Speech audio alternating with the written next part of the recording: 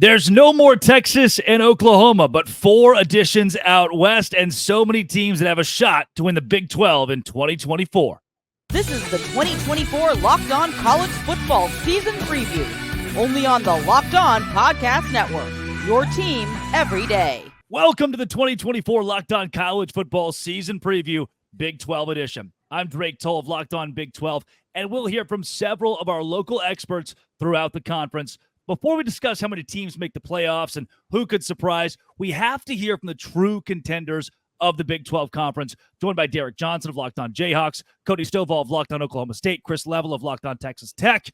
We are missing JT Wistersill of Locked On Utes tonight. He already thinks that the Utah Utes have the conference locked up, so he decided to not show up this evening. I'll represent the team that believes it's going to go undefeated this year. Derek, though, with Kansas, Cody with Oklahoma State, Chris with Texas Tech. Tonight, we talk about the champions of the conference, and Cody, we start with you. A lot of return production for Oklahoma State. They bring Ollie Gordon, who might be the best player in the conference, one of the Heisman contenders, preseason Heisman contenders. What does Oklahoma State bring to the table that makes them conference champions after falling a game short last season? Well, other than the 21 returning starters and 91% of the roster, I think it's going to be the senior leadership. We have 36 seniors and we have 16 redshirt juniors. That seniority is going to allow so much continuity on the O-line and D-line that communication is going to allow players to just fly instead of talk like last year. Derek, for you, the Kansas Jayhawks, there are a lot of people in the national media who believe that Lance Leipold's team is not the Kansas of old, and that should be the case. However, if you ask guys like Brett Ciencia of Pick Six Previews, he has Kansas at 8 in the Big 12. Still a bad taste in the mouth of a program that's been lackluster the last 15 years up until the Leipold era. What's different about this Kansas? Well, first of all, over 30 seniors as well in the program for Lawrence. And I think one of the things that's going under the radar this year, as far as their championship contending ability, is the schedule. I mean, last year, Kansas finished 8th in the Big 12 technically, but they played 6 of the top 7 in the conference. Like West Virginia, for instance, finished ahead of Kansas in the standings. They only played 1 of the top 6. So it's incongruent schedules. But guess what this year? They only play 3 of the top 9 in the preseason poll. Chris, for you with Texas Tech, same thing. Brett Ciencia, Heisman voter at Pick Six Previews, has the Red Raiders at 10th in the conference. They were in my conference championship game preseason last year and didn't meet that expectation, a very high expectation that many had set for them. What went wrong last year that will change this season to make Tech a contender? It's funny, Drake, because I think the Kansas, Oklahoma State, Texas Tech all in a way kind of have the same question, and it really comes down to the signal caller. You know, I mean, Derek's probably trying to, can Jalen Daniels stay healthy? I think how far can Alan Bowman take Oklahoma State? We saw him take him to the title game, but can they get further? Is there a ceiling there? No, Alan Well, great player. Here in Lubbock, it's can you keep a quarterback healthy? If you do, and you can, I think you'll really like the results. But Baron Morton shut down in spring practice and had to mend that shoulder. It's supposedly 100% now. If he stays healthy and is available for 12 or 13 games, I think that people will really like the results. But it hadn't been that way in a decade, and that includes Pat Mahomes. We know that Kansas State, Utah will also be contenders at the top. People have talked about Iowa State, return production of West Virginia. Those schools are going to give you a whole lot, too. We'll get to them over the course of the show today. Utah bringing Cam Rising and Brent Keithy back to Kansas State, bringing Avery Johnson in. And maybe as I point to those two teams, talk about the head coach, guys who have solidified themselves. Chris Kleiman now over the course of the last 5 seasons in Manhattan, and Kyle Whittingham over the course of the last 2 decades in Salt Lake City. Crazy Uncle Kyle says stuff, though. He's always got hot takes, and this guy has come out in the last couple of weeks and said that we're going to move to 2 super conferences with the SEC. We're weeks away from the college football season. This guy's focused on how they're going to break away from the NCAA and create their own college football playoff. He has taken maybe the spot of our friend Mike Gundy as the one dude who can make headlines with the power of his words. Cody, it's hot takes time. What is your Oklahoma State hot take going into 2024? That Oklahoma State will not only end up in Arlington in the Big 12 title game, but we will, in fact, end up in the CFP, which should kind of revolutionize where we are in the recruiting landscape. Cody, right here, front row. Your quarterback is Alan Bowman. So how does the statement you just made, alongside the statement that I just made, how do those two things merge here? Well, ironically enough, Alan Bowman did have to get significantly better within the pocket, right? His biggest issue last season was he would bail 17 yards backwards and throw it into the stands. He will forever own the OSU record for most passing yards in the second row of the student section. But this year, Hey, there were pretty ladies all over there. The co-eds were right. out. This year, I think he's afforded himself a lot of opportunity to stay within the pocket. Now, part of that is because we have 172 starts returning on our offensive line. But even outside of that, right, he doesn't have a propensity as of yet to bail in the pocket. Of course, we won't know until the lights come on and we're playing up other opponents. But as it sits right now, he's not crawdaddying himself back 17 yards anymore, and he's staying within the pocket to orchestrate the offense. And that's all we really need him to do. We don't need a game changer. We need a game manager. Let's just call it. I'm just glad he's not rotating with two other guys to start the season, because that's some headway there. Same with Ollie Gordon. At least we know who the starting running back and starting quarterback there are in Stillwater, which is a big step forward from last year. I love this idea that Alan Bowman in like year 8 or whatever he's on at this point is going to be like different now. It's like, well, Guys, this is the year. Alan Bowman is almost a man. He's almost 40. All right. Had a coaching career at Michigan, is off his parents' insurance, has a mortgage, wife, and kids, and he's starting at quarterback for Oklahoma State. We talked. That's the hot take for OSU is that they win the conference, the real OSU, by the way. Chris Level of Texas Tech, what is your Red Raiders hot take for 2024? Oh, man. Well, I didn't know you were going to pin me down on Texas Tech, but I mean, one hot take I literally just did it for Cody. I did not see that it's about to go. I don't think that because Utah and Kansas State are the two favorites. I don't think either one of them wins the league, okay? I also think that here would be a hot take for the league. I think you get two teams in the CFP. Yeah, I said it. And I think it'll be difficult, but I think that's what happens. As far as Texas Tech goes, I think Taj Brooks won't lead the Big 12 in rushing. He didn't do it last year. He was close. They're trying to get him the record here, but I think you'll be a lot more balanced, and it'll be remind everybody more of a Mike Leach and Cliff Kingsbury. Throw it a lot more than run it this year. It may not necessarily be a hot take, but that's what's coming. Yeah, Taj Brooks to Ollie Gordon to R.J. Harvey to C.J. Donaldson to Jaheim White to Giddens to you just name a plethora of great running backs. Devin Neal, great running backs and quarterbacks in the Big 12 this season. Derek, your hot take for Kansas this year? Well, I'm glad you brought up Taj Brooks, and I'm really glad that Chris is part of this one because Drake, maybe you can explain this to me. I think Taj Brooks is an outstanding running back. Why is Taj Brooks getting on all these all-conference teams over Devin Neal? Because if you look at the total rushing yards, that's the one thing going to Taj Brooks.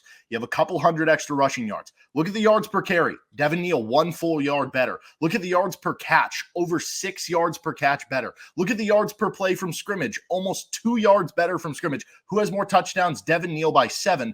Devin Neal was being penalized because the team averaged 11 less plays per game than Texas Tech, and because of the fact that they are a very balanced offense. They throw it to a bunch of other players. They have a good backup running back to give the ball to. So here's my hot take working off of that. I think with Jeff Grimes in tow, who you're very familiar with, I think he will pound the rock with Devin Neal. I think Devin Neal is going to finish top 10 in the Heisman voting this year, which doesn't sound, I guess, that extreme. If we want to go further, hot take, I'll say he gets invited to New York. But KU has never had a running back, and they've had like good running backs for all the faults as a program. They've had Gil Sayers, they've had John Reagans, they've had guys who've come through the program who have never gotten a top 10 Heisman finish. They've had 3 top 10 Heisman finishers all time. All of them are quarterbacks, all of them a long time ago. So I'll say that he finishes top 10, and if we want to get exciting with it, we'll say he gets an invite to New York. I will not allow the name of Taj Brooks to be besmirched on these airwaves. I just can't do it. No, all kidding aside, it's fascinating to me that this league has totally flipped. You're going to have, I don't know, 6 to 7, maybe even 8 of the top 20 running backs in the country in this league. We used to focus solely on quarterback and wideout. This is a running back heavy league. It's ground and pound. And I think that the style of football has changed. I mean, Corey Kiner at Cincinnati was a 1,000-yard rusher last year. I mean, there are just so many top running backs, but it's the schemes that have changed and have dictated it because of the way that these teams are defended. And I think that it's cyclical, but it'll be fun to see who ends up on the postseason All Big 12 team. But my man Taj, He's on the preseason All Big 12, and I think rightfully so. But I like your man Devin Neal too, Derek. I will admit it. A lot of great. For me, the Devin Neal thing is can he stay healthy? Sorry, just like Jalen Daniels, right? Jalen Daniels might be the best. I think he is the best quarterback in the Big 12, but can he stay healthy? Same with Devin Neal. He very well probably should be right there, but it's another question of can he stay healthy? I think that would be the only reason I might put Taj Brooks above a Devin Neal. Yeah, I mean, there are guys who are injury prone, and I think that question applies for everybody, though. Utah, especially if they're number one in the conference.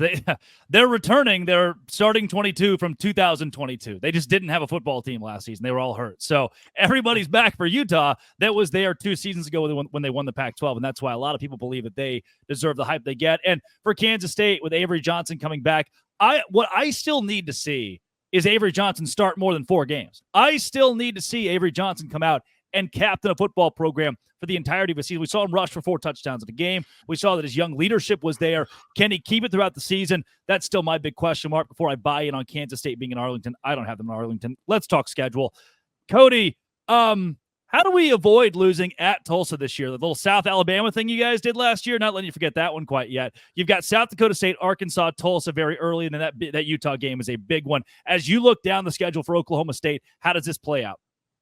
Well, it's very fair to throw some South Alabama shade. All right, I will gladly accept that. We deserve that. But what I will say, other than Ollie Gordon potentially being injured for game 1, outside of that, I do think that we're going to be able to lean on the run game. And every time teams decide that they're going to load the box to stop the run, the fact that we do have multiple 800-yard receivers returning should work to our benefit this season. For Kansas, from a scheduling perspective, Murderer's Row is really at the beginning, right? Yeah. Because after that, you take on Utah, and then you have a big matchup with Kansas State, and then you have another matchup with West Virginia. I think if Oklahoma State starts the season, right, 7-0, 6-1-ish, I think it's going to carry over for the remainder of the year and keep us at like a 1-loss ball club. Yeah, I would argue, Derek, that you're in a similar situation with those last 4 games post-bye being at home against Iowa State. Tough opponent, but a home game, quasi like Arrowhead, wherever Kansas is going to play. Then BYU on the road, very winnable. Colorado at home, at Baylor. Great chance you go 4-0 in that last stretch. How do you conquer that West Virginia even then, there doesn't seem to be that part of the schedule where Kansas really just faces, 3 straight weeks in the gauntlet. Does this feel like the best place that Lance Leipold team could be schedule-wise?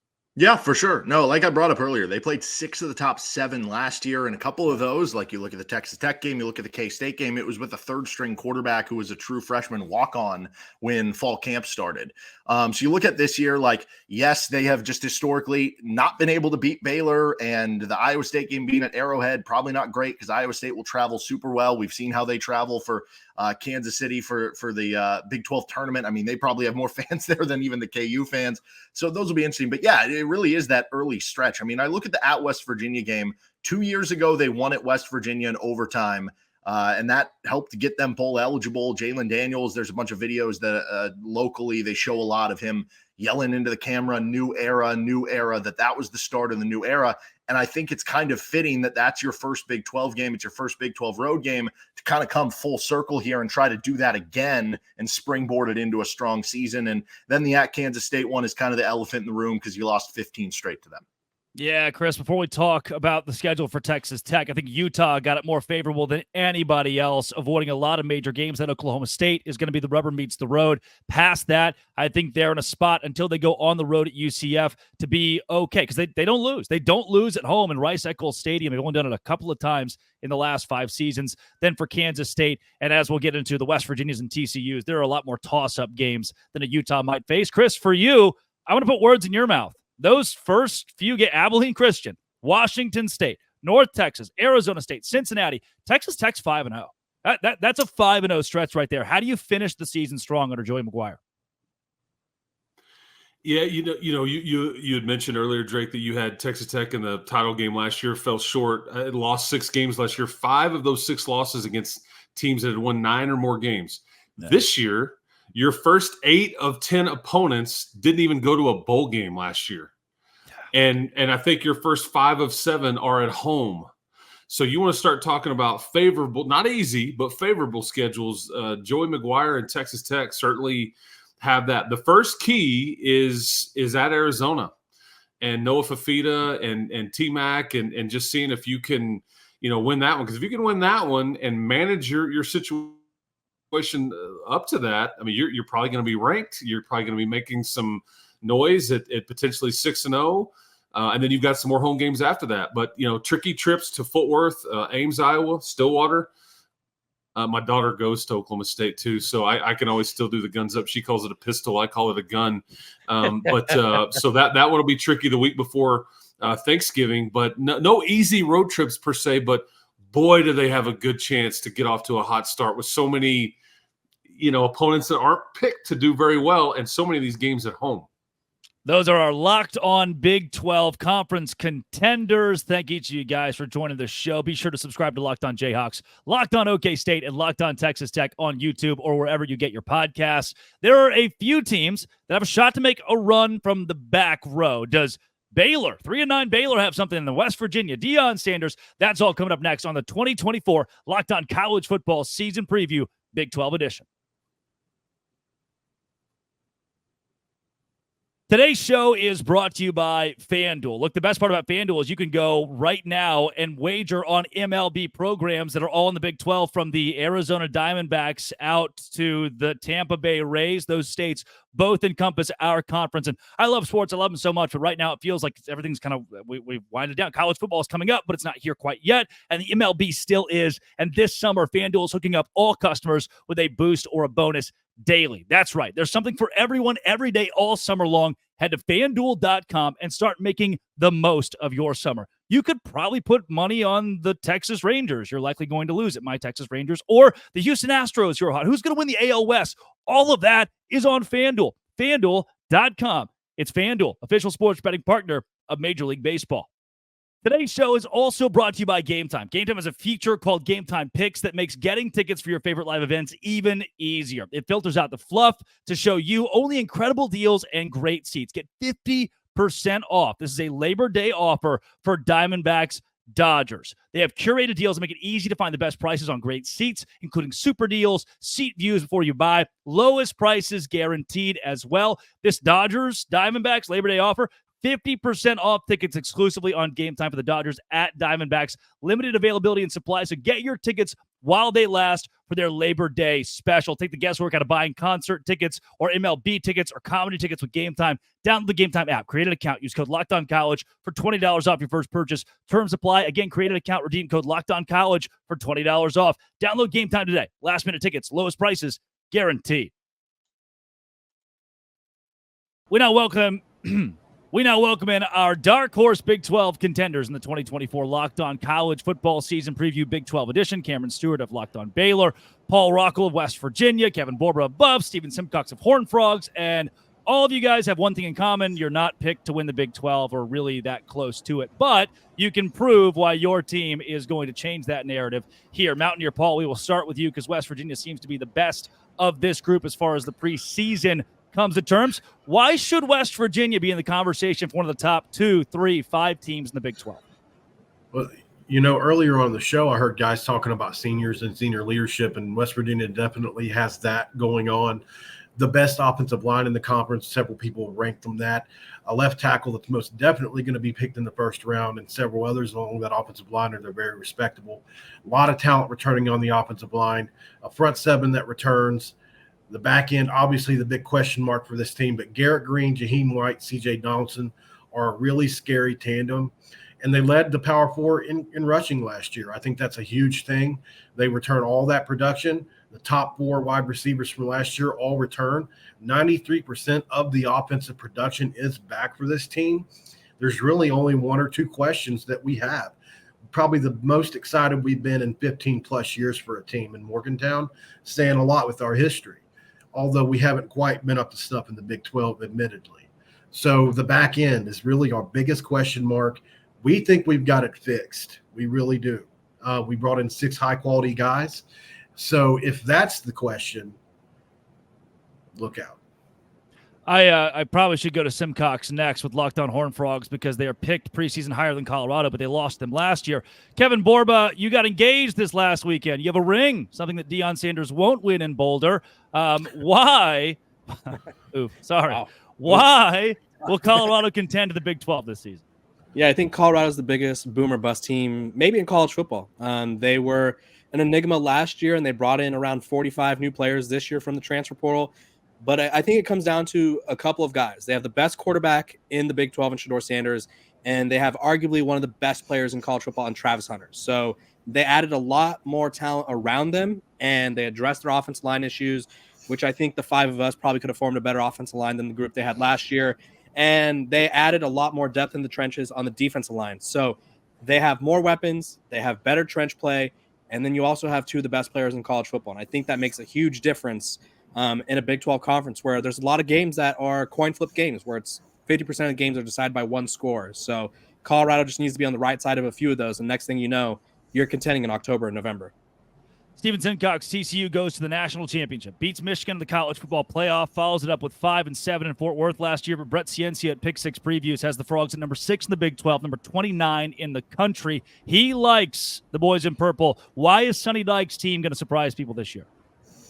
Well, a bigger sense of urgency this year. I think they felt like college football was canceled after beating Michigan in that playoff game.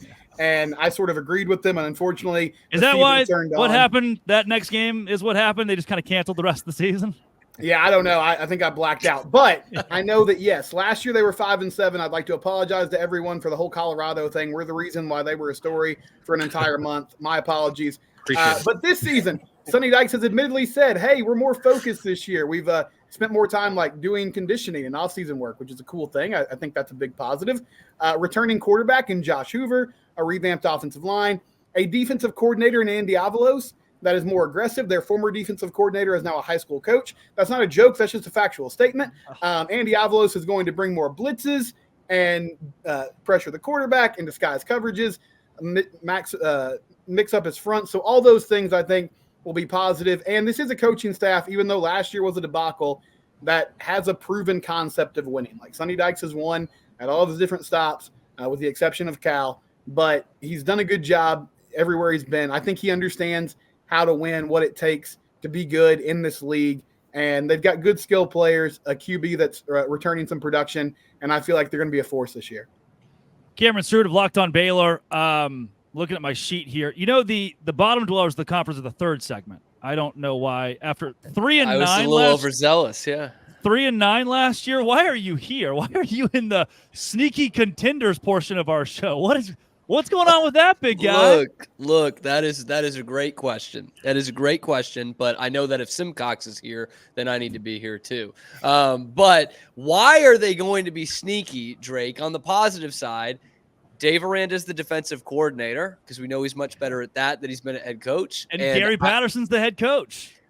Right? Little Gary Patterson spice in there, little Gary Patterson influence in there. And so it's Dave Aranda on the defensive side. It's Jake Spavital on the offensive side. I was one of the first on the Spavital train. I am still on that train. It's not going to be fixed overnight, but I love the offense that he's bringing to the table. I mean, who would have thunk it? A spread offense in college football. This thing might catch on. Spread with a lot of air raid in there. Looks a lot like the Bryles offense that led Baylor to great success 10 years ago. So I love bringing that back, and I like having Dave Aranda back in his bag coaching the defense. Other than that, the roster is a huge question mark, but I think there is a lot of potential from a good young secondary last year and a good young running back in Dawson Pendergrass last year, ready to hopefully take the next step. So I do see some positives here for this Baylor team. Baylor is 5th in return production defensively in the nation coming into 2024. That is a defense that was 116th overall. So, baby, bring it back. You got to run it back. All of us, we're doing it all over again. You got a good defensive coach at Midway High in Waco, as Simcox referenced. Right. So who knows if it goes wrong? There you go. Fingers crossed for those guys that you put together, all the same guys that were okay last season. We'll go back to you, Mountaineer Paul. If there's one big hot take that you've got for 2024 for your squad, what is it? I think West Virginia beats Penn State in week 1. I really do. We can all get behind that, and we can all get behind it. Yeah. For the betterment of the conference as well, like you guys are just pointing to. But I think West Virginia beats Penn State in week 1, which is going to be the litmus test that tells us all we need to know about West Virginia. If they do that, everything's on the table. I think they will beat Penn State in week 1. I do believe that. and then the conference is up for grabs. I really think they've got a great shot at that and possibly a CIP bid. Every player on the roster in every press conference this year, the words Big 12 championship have come out of their mouth. Neil Brown's got this thing turned around in year 5. Far cry from last season when at Big 12 Media Days, Neil Brown said, "Look me in the eyes. I promise we won't finish last." And they didn't. He was right. He nailed it. And You're still riding that. College football playoff contender Andy Staples has some random formula he used with On 3 that had UCF and West Virginia in the playoff this season. So I guess thanks, Andy Staples from On 3. We'll see. Simcox, for you, what's the big hot take for TCU? Savion Williams. He's going to be a first-round draft pick next year, Drake Toll. I think he's set up to be really good. He really clicked with Josh Hoover at the end of the season, had a huge game against Texas. Big physical wide receiver, can go up and get 50-50 balls. There's going to be a vertical passing game this season because there has to be. So they're going to give him opportunities to make plays down the field. I like what this offense is bringing to the table. They've brought in some, guys like Dana Holgerson to help them out, which is kind of intriguing as well. So I think they're going to be better on that side of the ball this year, more efficient. And as bad as the defense was last season, Sonny Dykes is an offensive coach. Kendall Browse needs to do a much better job, or this team's not going to have a lot of success. Kevin Borba, you've got 2 Heisman Trophy contenders at 3 positions on Colorado. What's your big hot take for 2024? Yeah, I think that could be one of them, that they send 2 guys to New York. And I think another one is that they start off 5-0. I think Colorado probably has one of the tougher opening slates in all college football. They go on the road 3 out of the first 5 games, and they get to play an FCS power in North Dakota State who could really embarrass them on national television on a Thursday night. And so I think they have a chance to make a statement. While a lot of people view it as a chance to be embarrassed, Colorado has a chance to make a huge statement and kind of show, hey, we've learned from our mistakes last year, and we're going to not fizzle out after an electric 3-0 start, which was a fun month of September. Cam, it does feel like Baylor has some momentum, recruiting trail, especially the We Pay Players shirts. What's the big take out of Waco?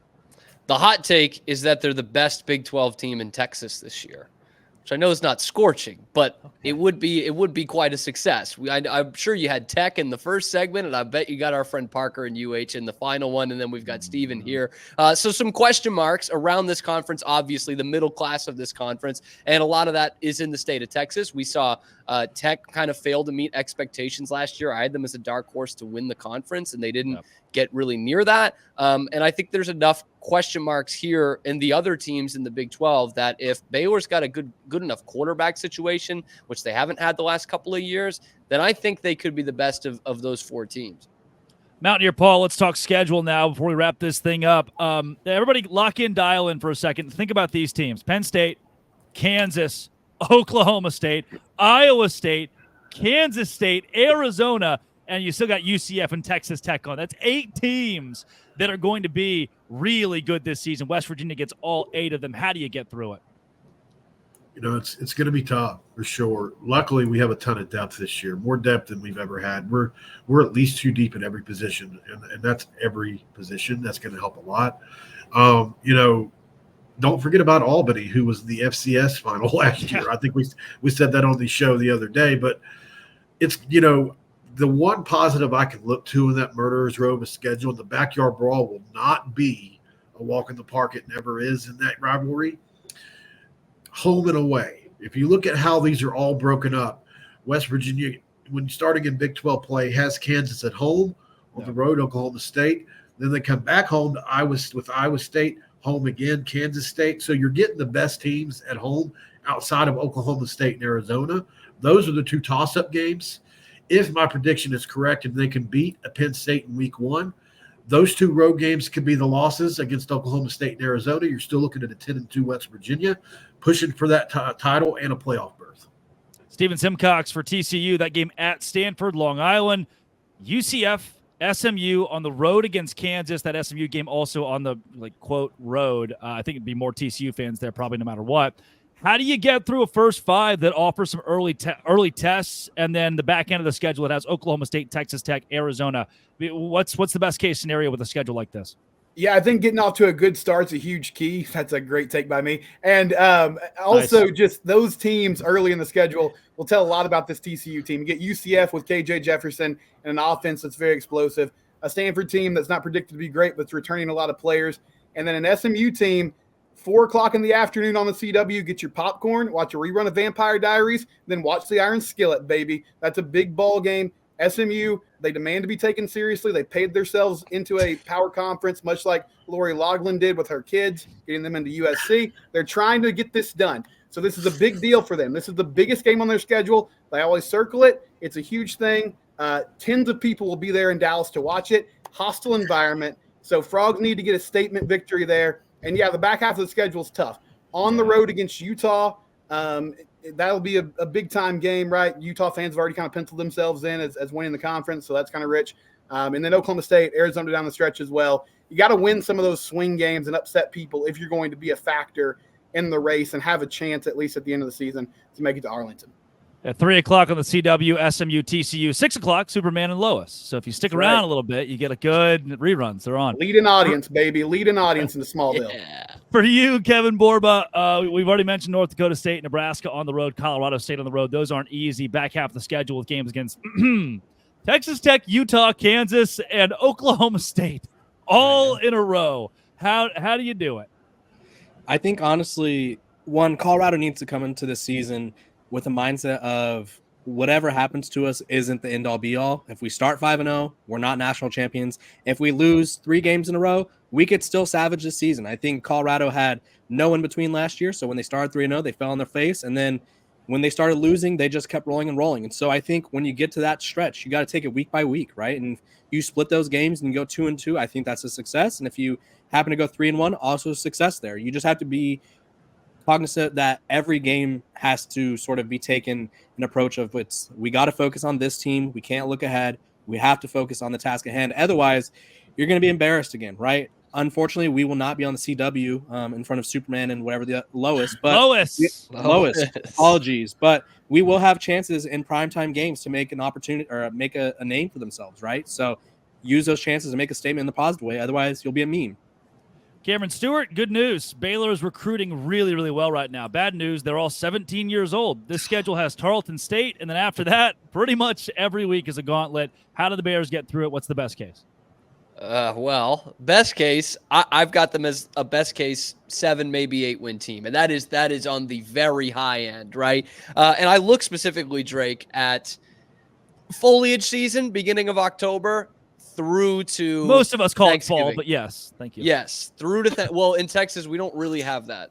So fall, I guess, to Thanksgiving at Iowa State, Butt Bowl in Lubbock, hosting Oklahoma State on homecoming for some reason, hosting TCU. That's usually a protest game. They don't like winning those. And then at West Virginia, they really don't like winning those because they've never done it. That is an absolute gauntlet when you're looking at a team that's coming off of 3-9 last year. So how do they do it, Drake? It starts with running the football. I know that's so simple, but this was the worst offensive line in the conference last year. Thank you for coming in, Colorado. Appreciate that. But they couldn't run the ball whatsoever last year, even though that's what they were supposed to do. And they're really supposed to do it in this Spavital offense. But if they can't, they become too one-dimensional and therefore I don't think good enough. But I Baylor believe was 116 in overall defense in the country, 101st in overall offense in the country, so they fired the offensive coordinator. That wraps up our contenders from the back half segment. Next, we go to the teams that are going to need a little bit of help. Thank you guys for being here. Make sure to subscribe to Locked On Baylor, Locked On West Virginia, Locked On Buffs, Locked On Horned Frogs, wherever you get your podcasts. And which other teams maybe could possibly please do something in 2024. We will tell you who wins the conference as well on the 2024 Locked On College Football Season Preview, Big 12 edition. Today's show is brought to you by Ibotta. Sandals, sunscreen, snacks for the kids. What do these have in common? You're probably buying them a ton again this summer, but don't stress about the cost. Use Ibotta and get cash back on all of your purchases. It's a free app. That is right, free. That lets you earn cash back every time you shop. Earn on hundreds of items from groceries to beauty supplies, even toys. The average Ibotta user earns $256 per year. That could cover the cost of an entire shopping trip, that flight you've been eyeing, or the fancy dinner that you've been craving. You can save on over 2,400 brands and shop at over 1,000 retailers, including your favorite grocery stores, Lowe's, Macy's, Sephora, Best Buy, more. It's time you joined over 50 million users who use Ibotta. Right now, Ibotta is offering listeners $5. That's right, $5 just for trying Ibotta by using code LOCKEDONCollege when you register. Go to the App Store, Google Play Store, Download the free Ibotta app to start earning cash back and use code LOCKEDONCollege. That's IBOTTA in the Google Play or App Store and use code LOCKEDONCollege. Back on the 2024 Locked On College Football Season Preview Big 12 edition, we're joined by Richie Bradshaw of Locked On Sun Devils, Jake Hatch of Locked On Cougars, Parker Ainsworth of Locked On Cougs, talking Arizona State, BYU, and Houston. This part of the show is brought to you by Puke. Throw up. Just absolute vomit everywhere. These teams are what we're calling nicely the Darkhorse candidates. Pretty much everyone in the country is voting these schools at the bottom of the Big 12 this season. I, as someone who loves all of the Big 12, hope each of you win and go to the college football playoff. However, the problem is that's not going to happen. Richie Bradshaw, we will start with you and Arizona State. You guys could have fun this season, doing the football stuff a little bit out there, right? Yeah, it's a brutal schedule. You are facing arguably the top 5 best teams in the Big 12, all of whom are ranked, but it's second year of Kenny Dillingham. This is a very motivated team. It's that do your 111th, next man up mentality. They're adding talent through the transfer portal. There's young guys here. They're definitely hoping that they can build upon a 3-win season last year that could have been more if they learn how to finish games this year.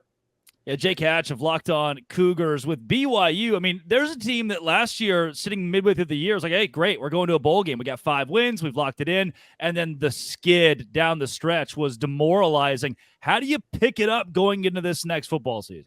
Well, quite frankly, they've addressed it head on. The 5-7 mark has been thrown in these players' faces all off season long. The strength staff, the coaches, they've all said, hey, you guys want to do that again? You want to be on a 5-game losing streak to end another season? Do what you're doing right now. So it's been a whole idea of heightening what BYU did last year to get themselves to that 5-2 record, as you mentioned, Drake, but they want to go past that. They want to win 6, 7, 8 games, but they are understanding there's a lot of work to be done with BYU.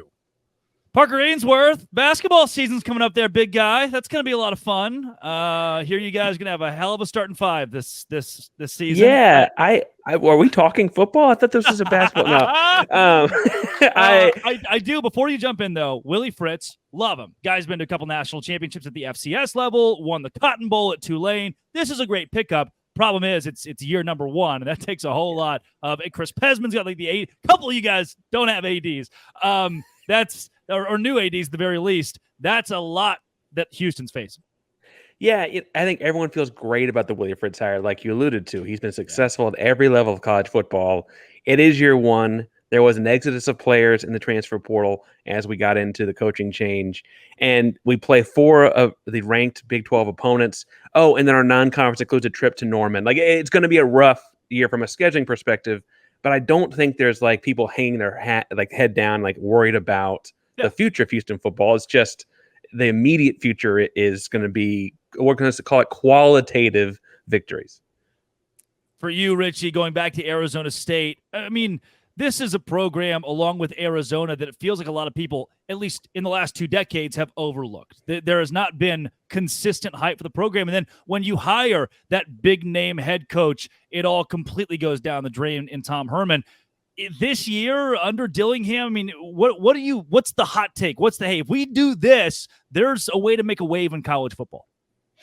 The thing that they need to learn to do is finish games. Last year, they went 3-9. They were in 4 other games. They very easily could have been a 6-win team. They were right there with Washington, who went to the national championship game. They very, very easily could have pulled off that upset. This year, they need to learn how to finish those games. They need to learn how to win football games that are tight. These one-possession games, these 10-point losses, you need to turn those into wins. And again, this is a very challenging schedule for the Sun Devils, but you can also look at it in a positive way and go, you know what? There's a lot of statement games here. There's a lot of opportunities for us to win these games and go, holy cow, what's going on in Tempe, Arizona? Kenny Dillingham's got these guys coached up right now. Jake Hatch for BYU. Look, I go back to what Arizona was in the Pac-12 last year. I go back to TCU going to the national championship after a debacle under Gary Patterson going into Sonny Dykes. And then Baylor in 2021 coming off 2-7, winning the Sugar Bowl. Last season, West Virginia picked 1-11 by yours truly, goes to a bowl game, gets 9 wins. How does BYU become that team, that shocking team in the Big 12? Get steady quarterback play. Obviously, there's a battle right now between Jake Retzloff and Gary Bohannon. You referenced the 2021 Baylor team. He's the only quarterback in this league right now who has a Big 12 title on his resume, and he happens to be quarterbacking BYU now. So whoever wins that job, they've got to provide steady quarterback play. If they can get the ball into BYU's playmakers' hands at wide receiver, at tight end, and also in the run with the running backs, that could go a long way to helping BYU out. I'm expecting a better defense for the Cougars in the second year with Jay Hill as their defensive coordinator, but it really comes down to, can they get the quarterback play that will elevate this program and get them to that 6 or 7 win mark? Parker, last season, Houston did beat West Virginia and Baylor. So you got a couple of Big 12 wins, teams that have been there for a decade plus under your belt. And now coming up, UTSA is a good program as well that Houston knocked off. Now a new head coach, though. Is this a complete rebuild, or are there still pieces there to be competitive?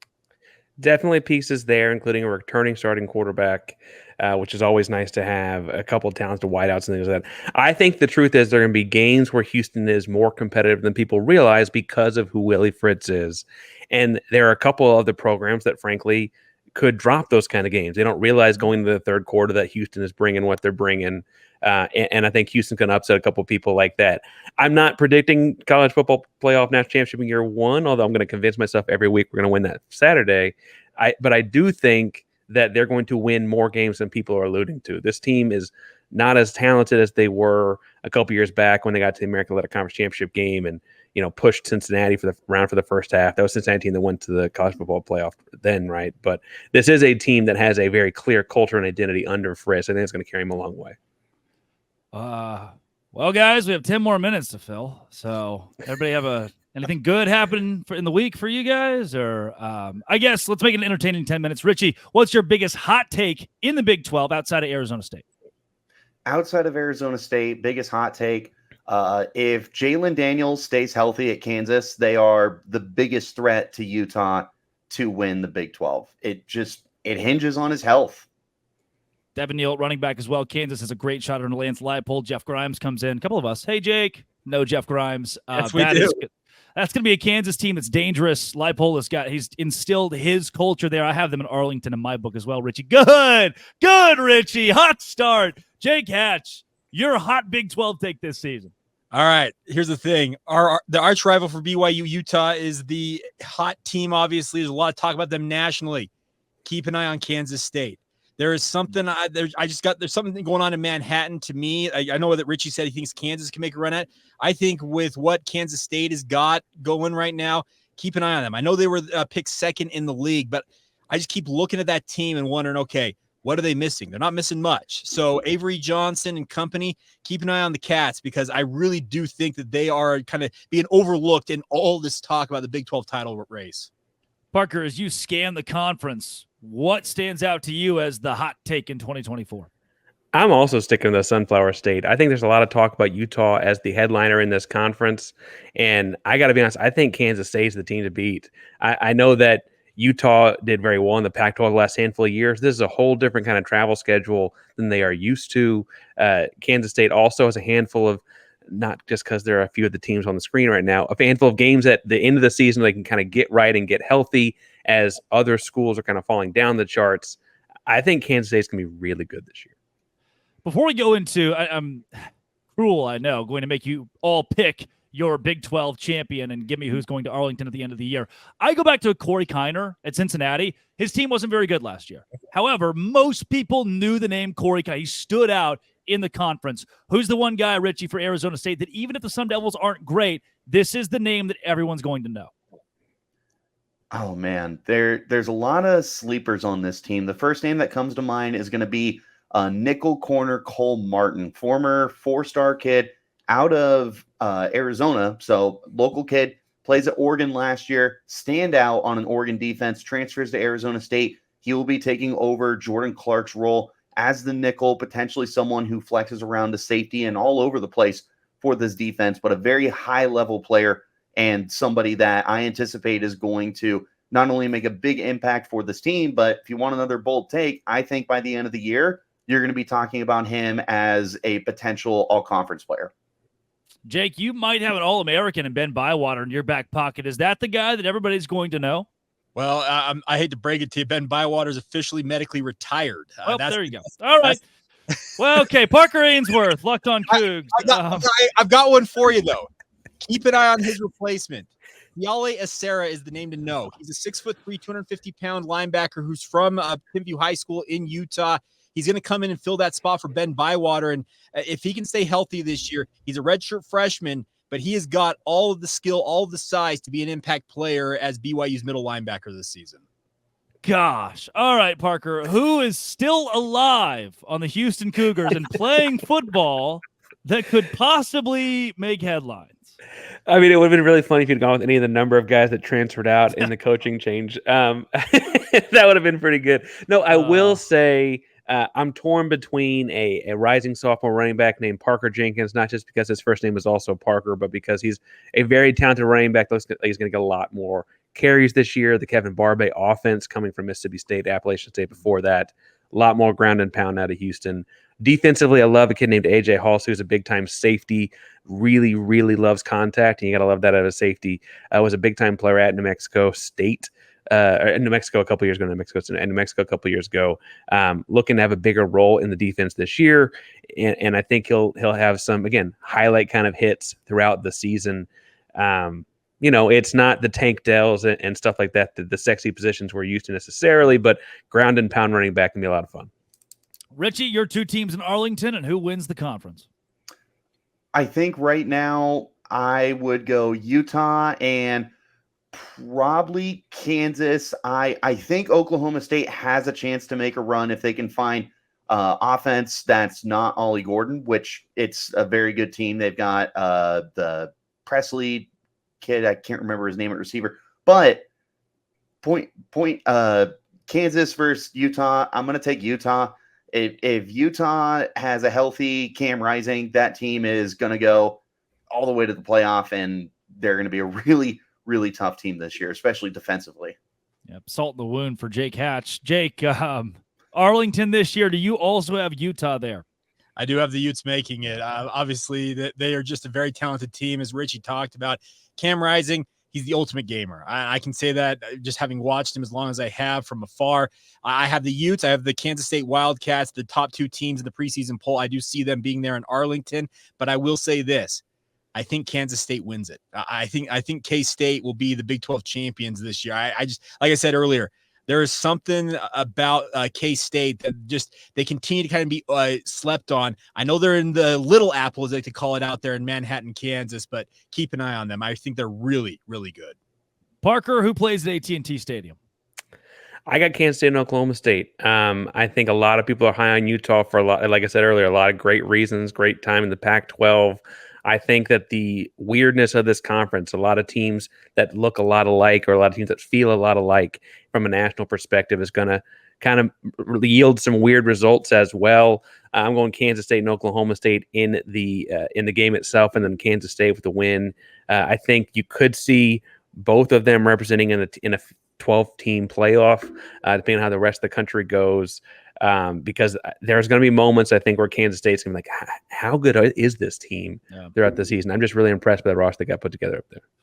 Very much on board with Utah being in Arlington. I also have Kansas there alongside. I think Lance Leipold has established in Lawrence something different. That win against Oklahoma last year was a very good piece of that. And if the defense comes together, they're going to be dangerous. I'm right there with you, Richie. I got Kansas beating Utah at Arlington. Thank you, gentlemen, for joining us tonight. And to all the hosts that joined us, that does it for the 2024 Locked On College Football Season Preview.